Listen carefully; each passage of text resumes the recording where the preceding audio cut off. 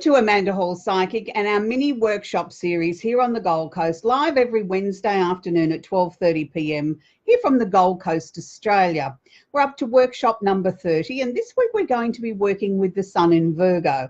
So I'd like to welcome everybody here to our mini workshop series each week. For those of you that may not understand what I'm talking about, I have a show that I work on previously in the previous half an hour out of the Washington district in the US of A, in the Carolinas actually, called A1R Psychic Radio, and I do the Amanda Hall Psychic Show from there for half an hour prior to my live broadcast here on our Wednesday afternoon mini workshop series.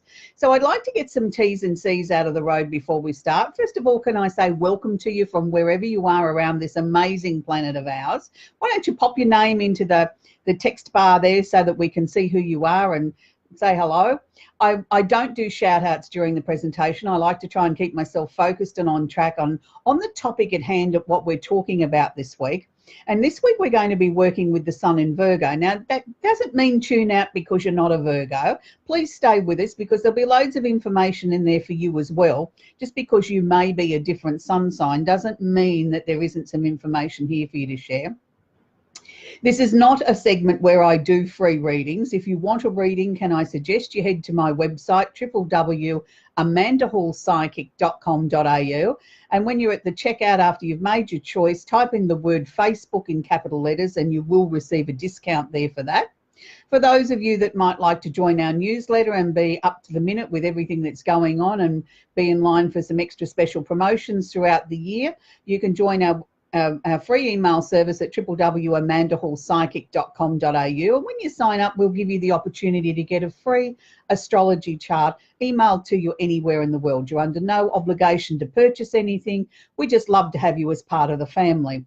So I'd like to take this opportunity to welcome everybody here this afternoon. This is a free presentation. Please feel free to share it with your friends. As I said, I don't give shout outs, I don't do free readings, but I do spend 15-20 minutes here with you each Wednesday afternoon as we discuss some interesting subjects of astrology, and we work with soy candles, and I teach you how to improve your life, how to bring in your own intent, purpose and direction. And this week I'm excited to talk about the Sun in Virgo because it's the Virgo time of the year.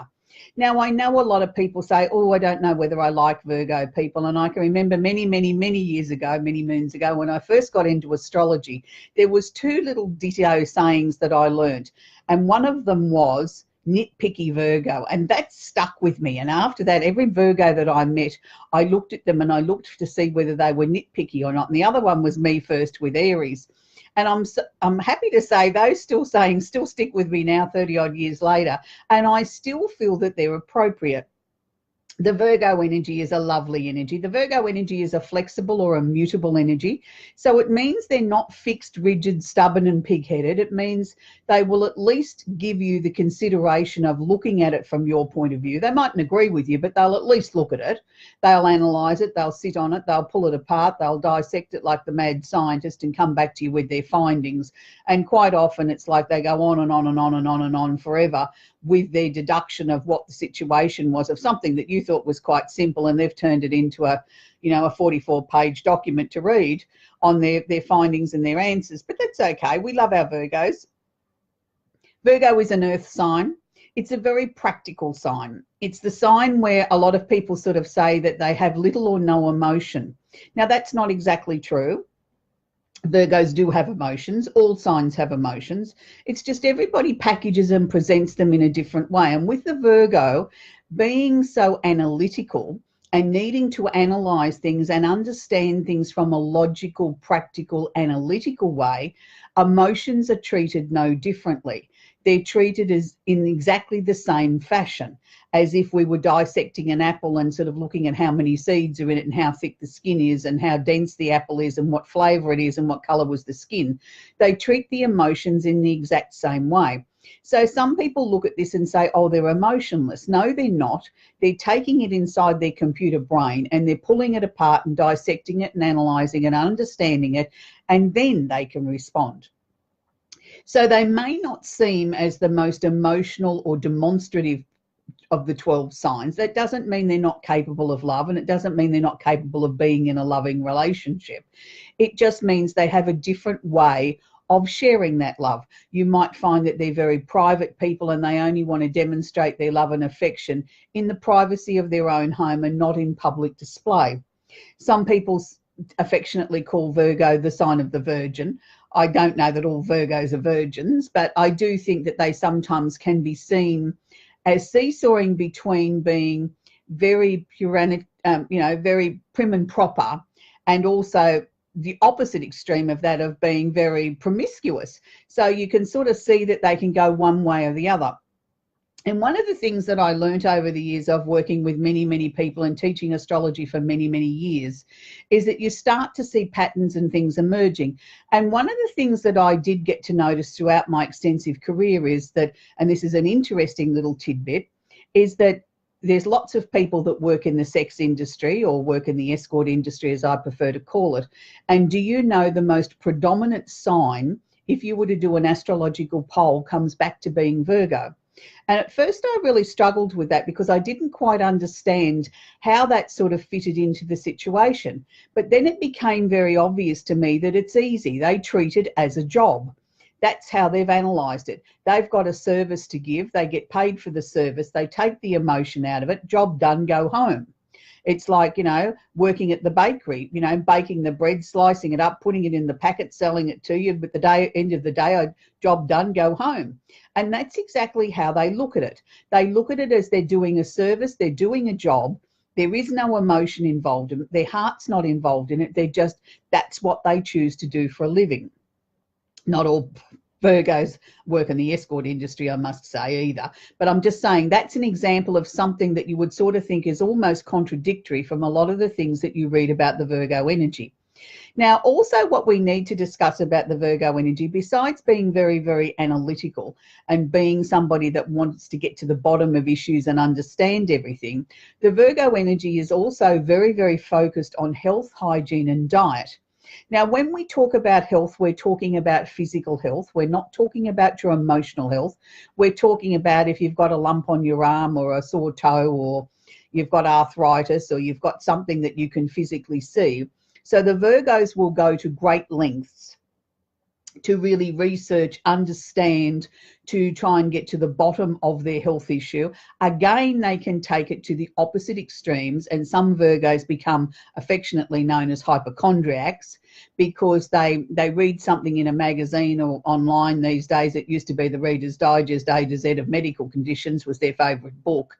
And they'd sit there and they'd read that, and then all of a sudden tomorrow they'd have that illness, was whatever the page was they got up to, they'd have all the symptoms of that and be down at the doctors and sort of, getting all the tests known to man and beast to find out now that we can safely rule that one out of the equation. And that's sometimes, I think, because they analyse everything so much that they start to believe that maybe I have got those symptoms and maybe I better get them checked out. So that's, again, taking it to the extreme. But you've got to understand the mutable energy is like a seesaw going up and down, up and down. It's like a balancing act.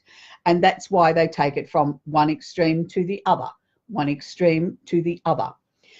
So also when we talk about the Virgo energy, we've covered the health situation, but it's also the energy of where they look at what they put into their mouth. Now, diet isn't always about losing weight. I think we've become so obsessed as a population that we've all got to fit into a certain size category to be happy, to be successful, to be admired, to be this. But the truth is we all come in many different packages and sizes. I like to work on the score. It doesn't matter what your body shape or size is, it's what you put into it. If you want to get the maximum out of your body, no matter what your size is, you've got to feed it correctly. You've got to give it the proper nutrition, the enzymes, the 5 fruit and vegetables a day, enough water, enough sleep, enough protein, enough, everything in balance. And you've also got to listen to what your body's telling you. It's no surprise that a lot of Virgos or people that have a lot of Virgo in their chart quite often have food allergies or food sensitivities because they listen to their body and their body says, well, hang on a minute, when I eat cheese and tomato together, I get gas. Maybe that's not a good combination. Maybe I should just eat tomato by itself or cheese by itself. And once they learn to work with the things that feel natural for their body, they actually bring their physical body back into balance. I had a friend many, many years ago who was a Virgo. and they used to suffer a lot with migrainal headaches, and they could come on very, very quickly. And I know it troubled this person to understand where these headaches would come from out of literally nowhere, to the point where they'd have to go to a doctor and have an injection because the pain was so severe. And I can remember on a number of occasions we were together having lunch or doing some research or some work together, and it was something that I noticed, and I made a suggestion that maybe they should try broccoli. When it was something that flashed into my mind, of a psychic flash, that maybe they should try broccoli. And when they did, do you know, they actually prevented the migraine from taking hold. Now, I'm not saying we prevented them completely or we cured them completely, but what we did was we minimized the effect of that person getting a really intense migraine that needed an injection and go to bed for a couple of days, down to the point where it was manageable with an over-the-counter painkiller. Now, that was something that person went on to find, that there were certain triggers, that when they found certain foods that they ate was a trigger, and certain times of the year with the pollens in the air was also a trigger. But if they got the broccoli early enough and crunched on a few raw pieces of broccoli, it was something to do with the enzymes in the tummy, because the Virgo area rules the intestines. That made a big difference. So that's just an example of some of the things that I'm talking about that can happen. So why would we want to work with the Virgo energy if you're another sign, I hear you say? Well, it's really important that we embrace the 12 zodiac signs as we go around them, no matter what star sign we might be, because as the energy moves, the sun moves through the signs, and it moves through as early as the 16th of the month and as late as the 26th. There is no such thing as being on a cusp. A cusp is like a cut line in a piece of pie. You've either got one piece or the other piece. You can't have a bit of each side. You have one or the other. So a good astrologer, or these days you can probably Google it and find out for your particular year, if you're close to those dates, at which star sign you may fall in. So with the Virgo energy, it's the perfect time of the year where we can all start looking at our own physical health, start looking at any ailments or conditions that we might have. What can we do as an individual to take control of our lives? Is it something as simple as changing a few things in our eating regime or our daily diet that could make a huge difference to our physical health? I know there's lots of people that are suffering with, arthritis and all those sort of debilitating diseases. And sometimes it may just be a simple thing by swapping a few foods that doesn't necessarily cure the condition, but can improve it out of sight. And I know many times when people have long-term serious illnesses like that, and I call them long-term serious illnesses. Arthritis is that. It's not something you take a couple of aspros and it gets better. It's something you learn to adjust your life to and try and get the maximum out of your body. You try and find things that work for you. But I think the most important thing, if you've just been diagnosed with a situation like that that's going to be long-term and ongoing, I think the first thing that you need to realize is you've got to allow yourself the time to process it emotionally and physically, that this is going to be the new norm for me. Make sure that you get enough rest, you do enough research, you ask enough questions of your medical practitioner. Then you start to sit down and make some notes about what you think could be right for you. There's no point completely throwing everything out the window and starting again and giving yourself a body such a total culture shock that it's reeling from all the changes that you've made. If you're going to make changes to your eating regime, make them slowly. I hear many times in my work, people say, oh, I've gone on to the new whatever type of eating regime, and look, I feel fantastic, or I don't feel fantastic, or whatever the case may be. But 9 times out of 10, what they've done is they've put their body into shock. And when the shock wears off and everything settles down, they think, oh, that didn't work. Well, no, of course it didn't work, because you threw your body into some sort of chaotic thing. Yes, you might have lost, 3 or 4 kilos because you lost some excess fluid out of your body, but you really didn't change the habits of a lifetime. You've just done this yo-yoing situation of going from one situation to the other. So it is really important, I believe, to do your research, and not one size fits all. You really do need to listen to your body. So if we were going to be working with a Virgo candle, how would we be working with this to enhance our health, I hear you say? Well, first things first, if you've got, let's use arthritis again as a condition. Okay, you've been diagnosed with osteoarthritis and it's in your right kneecap. Okay, look, there's many books out there written on what the right kneecap would mean and what you're not letting go of or processing in your life.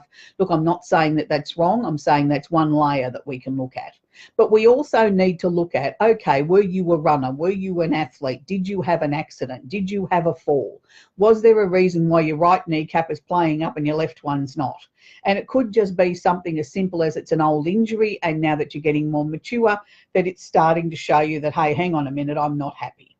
So then we start to look at those sort of reasons. So, okay, we'd write the right kneecap down on the piece of paper and say, I'm looking towards bringing in the right answers for me to manage my pain and suffering. We know we can't cure the osteoarthritis, but we know we can find some ways to make our life more beneficial.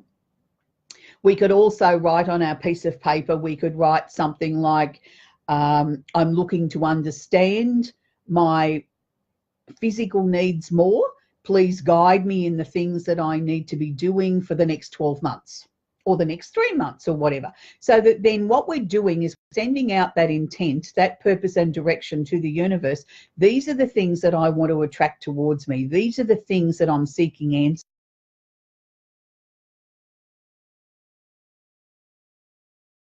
Or that you use this Virgo time as a time where you can try and get some answers, that, you know, all of a sudden that you might be guided to that right medical practitioner or that right treatment, or, you know, start a new exercise regime or whatever.